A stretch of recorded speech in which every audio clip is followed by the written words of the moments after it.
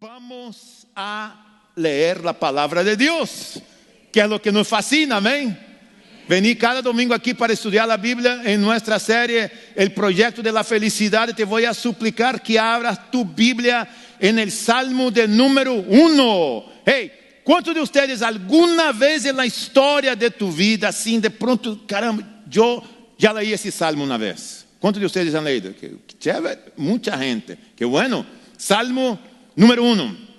Este Salmo, antes de leer el Salmo de número 1, y vamos a ver cómo podemos encontrar la verdadera felicidad de acuerdo a lo que dice Dios. Déjame decirte algo. Cuando estamos leyendo el Salmo, intenta leerlo con la mente y la visión del salmista, la persona que escribió el Salmo. Cuando él escribe el Salmo, él está comparando dos tipos de personas. Ahí entonces, escúchame bien, escúchame, la tarea es esta. Dos tipos de personas. Cuando estemos leyendo y estudiando, tú vas a pensar y tomar una decisión. ¿Cuál de las dos soy yo? ¿Cuál de las dos yo me identifico más? Tienes que ser muy honesto, sincero. No te vamos a pedir que haces la mano, ni que te pares, nada de eso. Eres tú contigo mismo. ¿Quién soy yo? Okay. Hay la otra cosa importante. Cuando tú estés tomando nota, estudiando la palabra, no se vale decir, caramba, así mi marido hubiera estado aquí hoy. ¿Por qué mi señora no vino? ¿Por qué la suegra se quedó en la casa? Ella debería estar aquí para escuchar eso. Tengo un amigo en el trabajo, ese era el día que él debería haber venido. ¿Ya ves? Porque siempre pensamos en el otro. Siempre pensamos que alguien necesita esta palabra. Pero no es alguien que necesita. Tú la necesitas. Entonces tú tienes que decir así, Dios, habla a mi vida. El que no está, no te preocupes. No te preocupes. Tú tienes que pensar en ti. ¿Qué es lo que Dios quiere hablar contigo a través de la Biblia, de la palabra de Dios? Entonces toma en consideración esto. Yo necesito. Es para mí, por eso estoy aquí.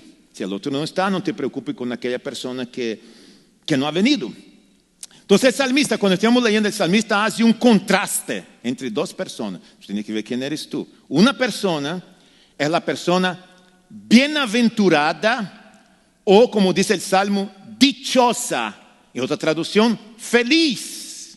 La persona feliz, dichosa, bienaventurada es una persona. Y la otra persona es el impío, también conocido como el malvado en esa traducción que vamos a leer, o el injusto. El salmista hace una comparación del justo y el injusto. Y él habla tres cosas acerca de esas tres personas. Habla acerca del carácter de ellos. Habla acerca del destino. ¿Cuál es el destino final? Y habla acerca de lo que ellos hacen entre el bienaventurado y el impío, o el injusto y el malvado. Nosotros vamos a ver en esa comparación, de acuerdo a lo que está en el Salmo de número 6, cómo podemos encontrar la verdadera felicidad. ¿Están listos? Entonces apriete su cinturón, que vamos a despegar ahorita mismo. Salmo de número 6, empezando en el versículo 1, con esto en mente que acabamos de decir. Salmo 1, del 1 a 6. ¿Quién fue que dijo 6 por aquí? Salmo de número 1. Salmo 1, del 1 a 6.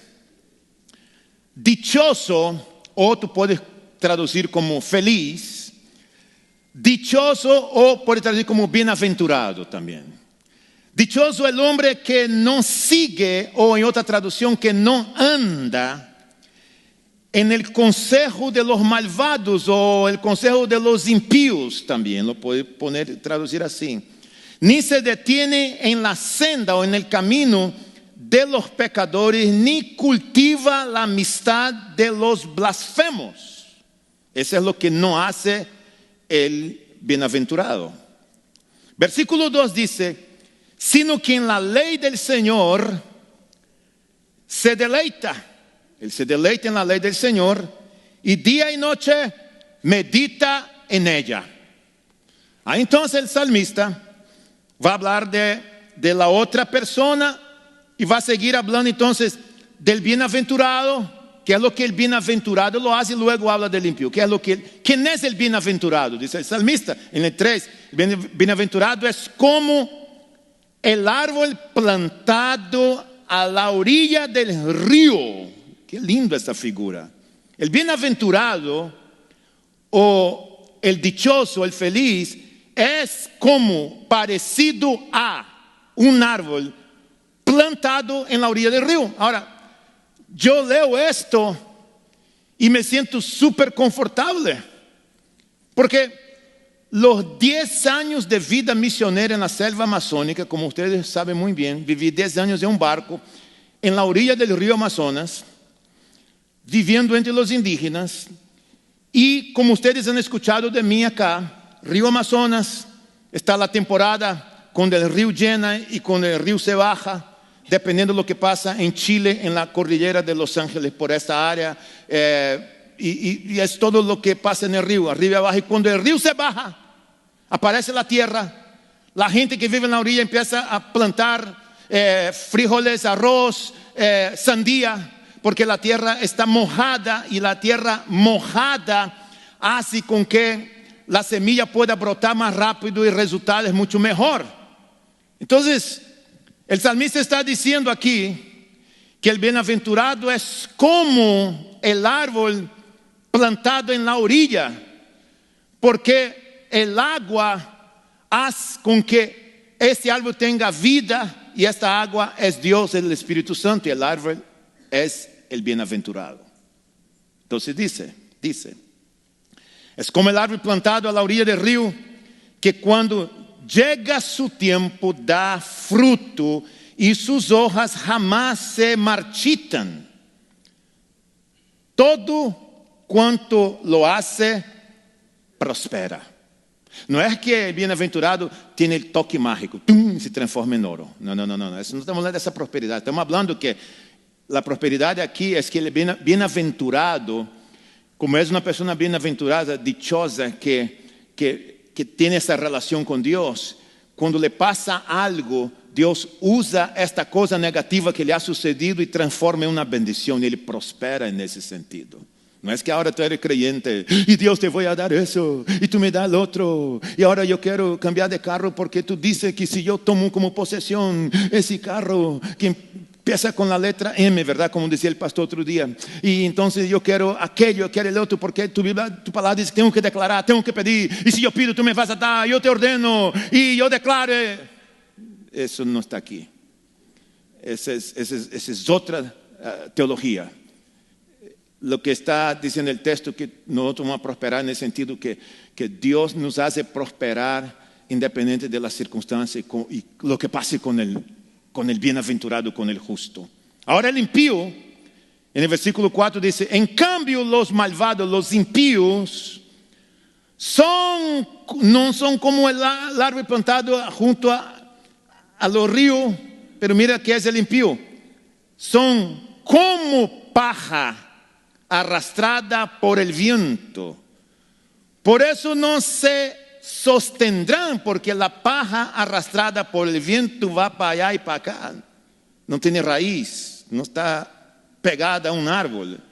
Por eso no se sostendrán los malvados en su juicio, ni los pecadores en la asamblea de los justos, porque el Señor cuida el camino de los justos, de los bienaventurados, de los dichosos, mas la senda o el camino de los malvados lleva a la perdición. Mis hermanos, que el Señor bendiga su palabra y que esa palabra pueda encontrar morada en nuestros corazones en esta mañana. Para eso nosotros tenemos que querer, tenemos que desear, tenemos que intencionalmente pedir: Dios, háblame, ayúdame a vivir y a practicar lo que conozco o lo que voy a conocer de tu palabra. ¿Cómo podemos, de acuerdo a ese salmo, encontrar la verdadera felicidad? Hay 3 cosas que debemos de hacer de acuerdo al salmo para poder experimentar la verdadera felicidad. No momentos de alegría, la verdadera felicidad. La primera cosa que dice el salmista es que para eso tenemos que caminar con personas de Dios. Escribe en tu hojita. ¿Cómo hacemos para encontrar la verdadera felicidad? Debemos encontrar la verdadera felicidad cuando caminamos con personas de Dios. Porque el camino del justo es bienaventurado. Ustedes se fijaron aquí lo que el hombre justo no hace. Escúchame bien. Lo que el hombre justo no hace. El texto dice que el hombre justo no anduvo en consejos de malos. No anduvo en consejos de malos. Luego dice que no estuvo en camino de pecadores. Luego dice que no se sentó en la silla de los escarnecedores. No estuvo, no anduvo y no se sentó. Eso es lo que el hombre justo no hace. No hace esto. Ahora, es importante en nuestra vida, en la tuya y en la mía, que nosotros podamos andar con personas, desarrollar nuestra relación con personas que verdaderamente pueden infundir valor en nuestras vidas. Y cuando la Biblia, el salmista dice, bienaventurado el varón aquí, esta palabra varón no se refiere al hombre, sexo masculino, se refiere al ser humano, hombres y mujeres. El varón es el ser humano que aparece aquí, por eso tienes que tomar muy personal, porque el varón eres tú, soy yo.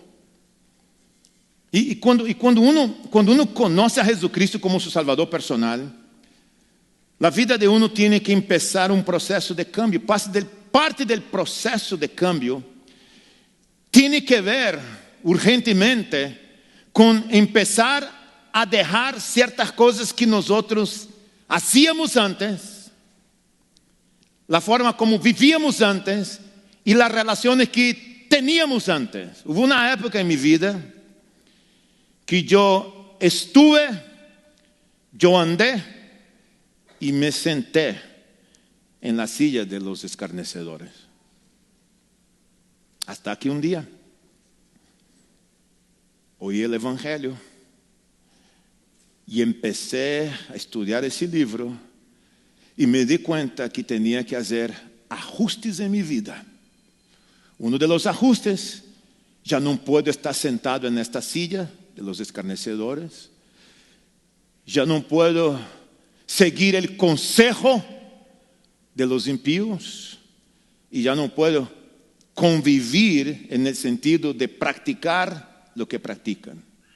Porque si no, tú puedes ser un creyente aceptado a Cristo como tu Salvador personal. No pasó nada. No pasó nada. No pasó absolutamente nada. Entonces yo me pregunto, esa es mi pregunta, iglesia. Mi pregunta para mí mismo, no tienes que alzar la mano, no tienes que pararte. Es una pregunta a la persona que nos está mirando online de igual manera. Es una sencilla pregunta. ¿Por qué algunas personas que profesan la fe cristiana, profesan ser cristianos, se bautizaron en iglesia cristiana, se congregan en iglesia cristiana, saben todo el vocabulario de los cristianos, conocen de memoria las letras de las canciones de su iglesia donde cantan, muchas de las veces ofrendan, participan muchas de las veces. ¿Por qué estas personas que profesan esa fe, una gran mayoría de ellas, tú no ves un cambio en su vida? No ves un cambio. viven como si Dios no existiera en su caminar diario, en su vida diaria. No ha habido un cambio. Y es más, algunos siguen sentados en la silla de los escarnecedores, andando con los impíos y viviendo una vida como que no pasó nada. Espera. ¿Cómo es? Es decir, el Jesús del cristianismo no pudo cambiar la vida de esa persona. Entonces ella se transforma en una persona religiosa que cumple con venir a la iglesia los domingos, lo que sea, y canta, etcétera, etcétera. Pero no hay un cambio visible, interno y externo en su vida. Y uno se pregunta, ¿eso es posible? Sigue viviendo la misma vida, cometiendo la misma inmoralidad sexual, diciendo las mismas mentiras, engañando, viviendo una vida fuera de los principios y la voluntad de Dios, como que nada. Y tú dices, ¿cómo es posible? Tiene todo ese conocimiento, sabe todo acerca de eso, pero no es sincero, no es honesto, no tiene carácter. Vida sin carácter, aún con el conocimiento. Y uno dice, ¿cómo es posible? ¿Es posible? Sí, es posible. Es posible. ¿Sabe por qué? Porque simple y sencillamente esas personas no entraron en un proceso de transformación y no viven principios,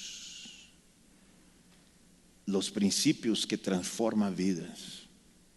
Porque vida sin principio, vida sin carácter, cristianismo sin carácter, no es cristianismo, es religiosidad.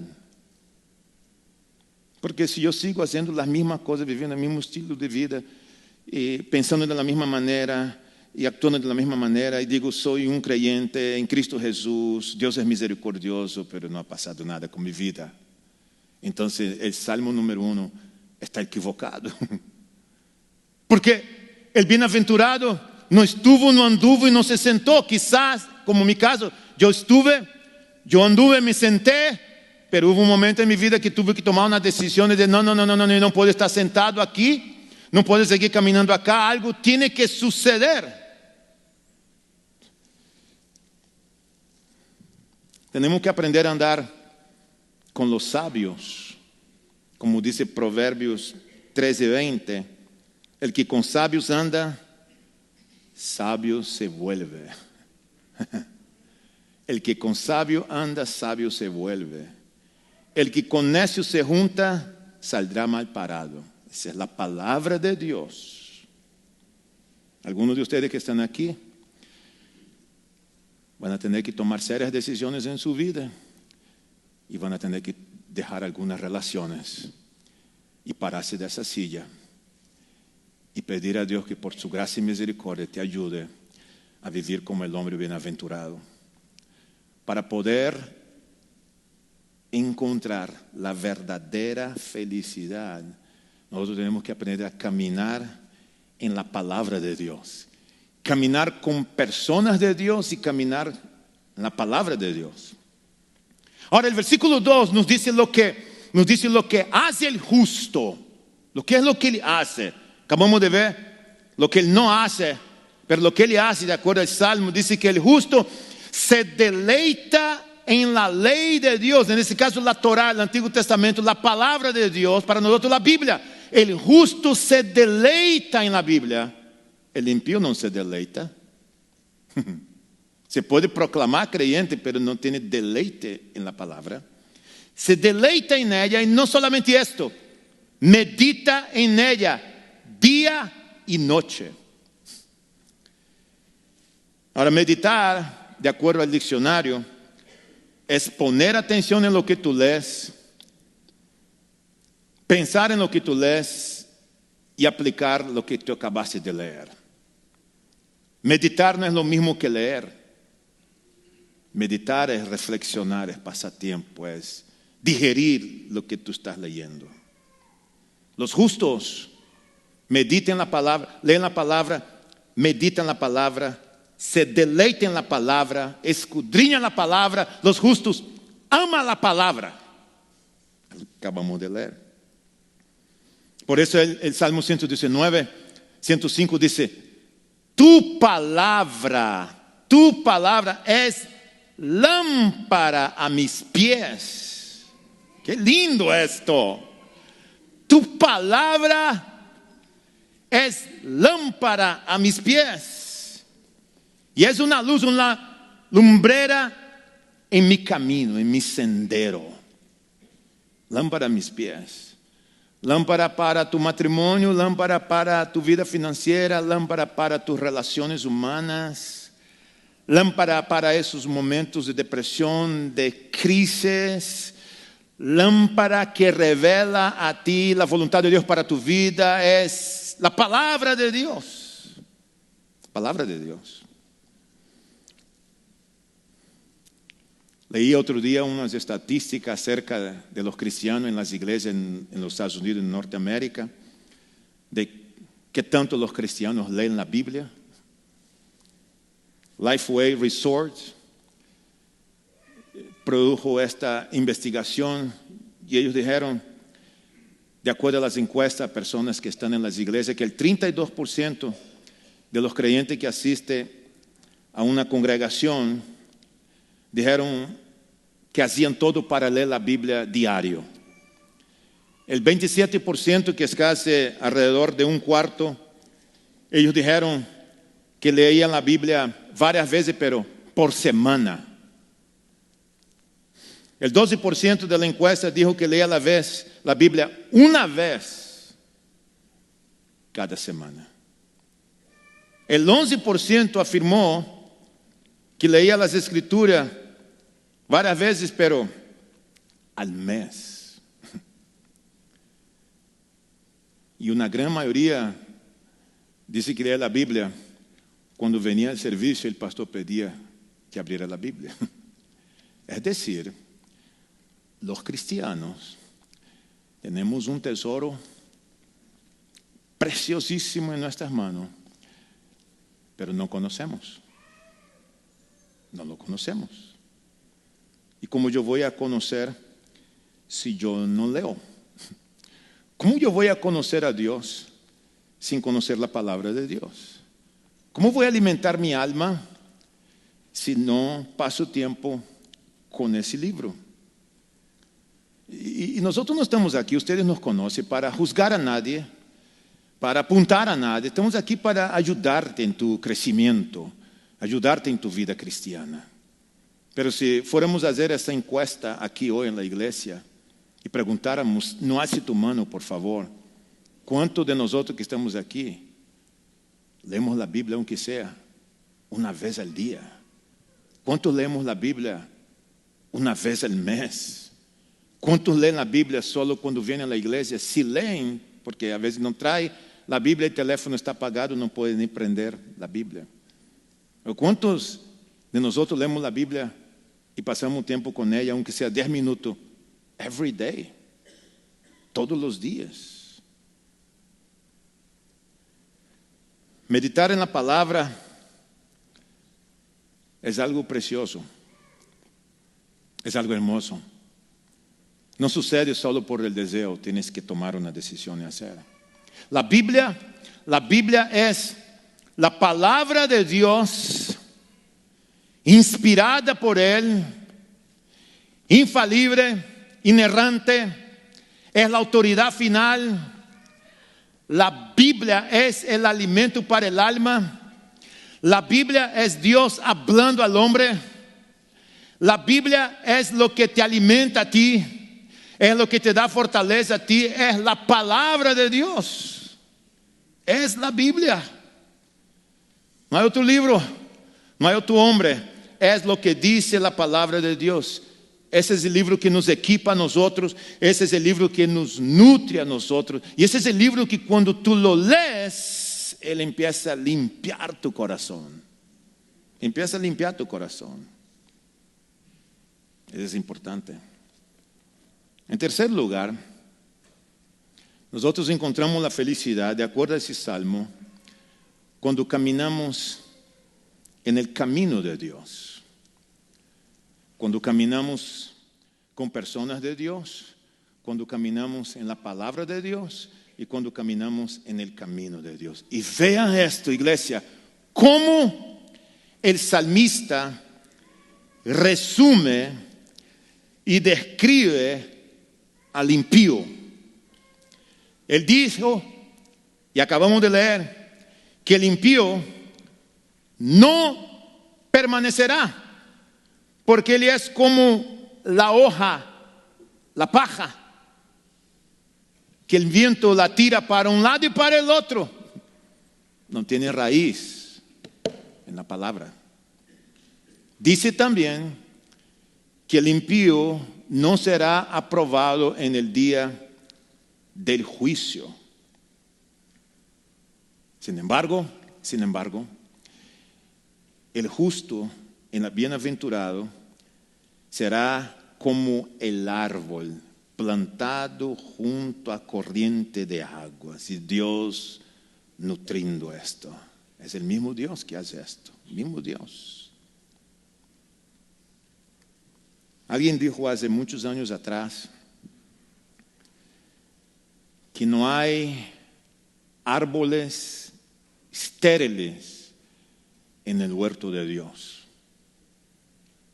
No hay árboles estériles en el huerto de Dios.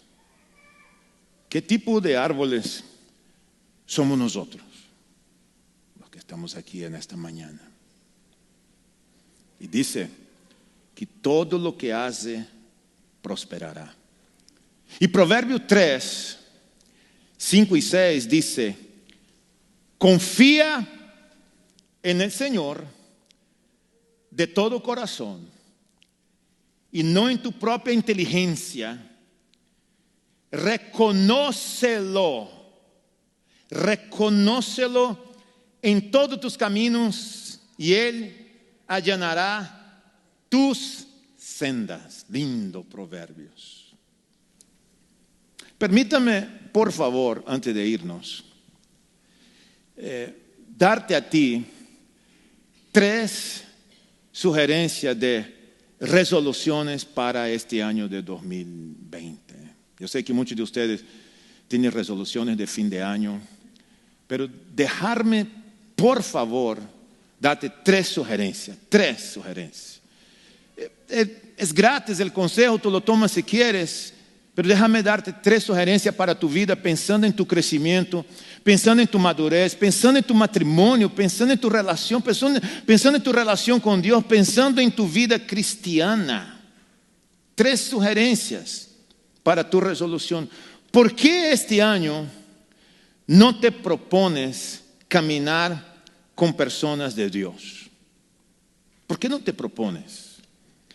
Estoy hablando caminar con personas de Dios, no estoy hablando de caminar con gente religiosa, estoy hablando de caminar con personas de principios. Las amistades que tú tienes son hombres y mujeres que viven principios. Las amistades que tú tienes hoy te desafían, te retan a ti a ser una persona mejor. Te retan a ti a crecer. Te motivan a crecer. Te corrigen cuando estás equivocado, pasa la mano en tu cabeza para no herirte. Algunos de ustedes que están aquí tiene que dejar ciertas amistades. Tiene que pararse de esta silla de los escarnecedores y dejar de andar con los malvados. Quizás por un tiempo. Y después que esté fortalecido puede volver allá. Pero no vas a poder avanzar en ninguna área de tu vida si sigues sentado en esa silla. ¿Por qué no te propones buscar a hombres o mujeres, encontrar esa persona que tú puedas confiar, que puedan orar por ti? Aquí hay, en esa iglesia hay muchas personas así. No puedes vivir la vida cristiana fructífera si tú no estás conectado y caminando con personas que aman a Dios. Eso no es una iglesia perfecta.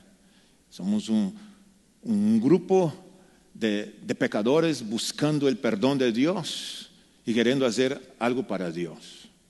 No hay nadie perfecto aquí, pero tú puedes tomar esa decisión. Es una sugerencia. La otra sugerencia que te voy a dar: ¿por qué no te propones este año de 2020, que todavía está empezando, a leer la Biblia, a estudiar la Biblia? Por eso abrimos 2 estudios bíblicos aquí. El miércoles pasado eso estuvo lleno acá. No estás en el instituto, como dijo Nelson, pero allá arriba hay un grupo de varones, puros caballeros, sentados en círculo, compartiendo su vida con el pastor Luis. Y luego hay un grupo de hermanas aquí abajo con Yuri, estudiando el libro, el Evangelio de San Juan, de forma inductiva. ¿Por qué? ¿Por qué no toman la decisión de orar más, de buscar más a Dios? Los sábados en la mañana, a las 7 de la mañana, Pastor Edmundo tiene un grupo de oración aquí atrás, donde cualquier persona puede venir. Ese sábado él me contaba que hubo 30 personas en la oración. Si tú trabajas el sábado a las 9 de la mañana, tú puedes venir de 7 a 8, viene por 30 minutos a orar. ¿Por qué tú no decides buscar más de Dios, orar más, leer, conectarte? Es una decisión que tú tienes que hacer. Y por último, ¿por qué no te propones servir? ¿Por qué no te propones servir? Deja que Dios use los dones y talentos de tu vida. ¿Por qué no te propones? Algunos de ustedes llevan años en esta iglesia. Años. Algunos de ustedes, sus hijos han crecido. Y no has permitido, no has dejado que Dios use tus dones y talentos. Tenemos tantas necesidades aquí. En la computadora, necesidades durante la semana, necesidades con los niños, con los jóvenes, con la bienvenida, con el parqueo, con la parte técnica. Tenemos mucho campo, muchas áreas que tú puedes. Déjame aunque sea este año, donar 1 hora de mi tiempo en el servicio a Dios. ¿Cómo puedo servir? Déjame decirte algo. Si tú estás dispuesto, nosotros te ayudamos. Nosotros te ayudamos a cómo tú lo puedes hacer. Es una decisión que tú haces. Que ese 2020 no sea para ti en estas áreas como terminó el 2019. Que tú y yo seamos el hombre dichoso, no el impío. Vamos a pararnos, por favor, y vamos a orar.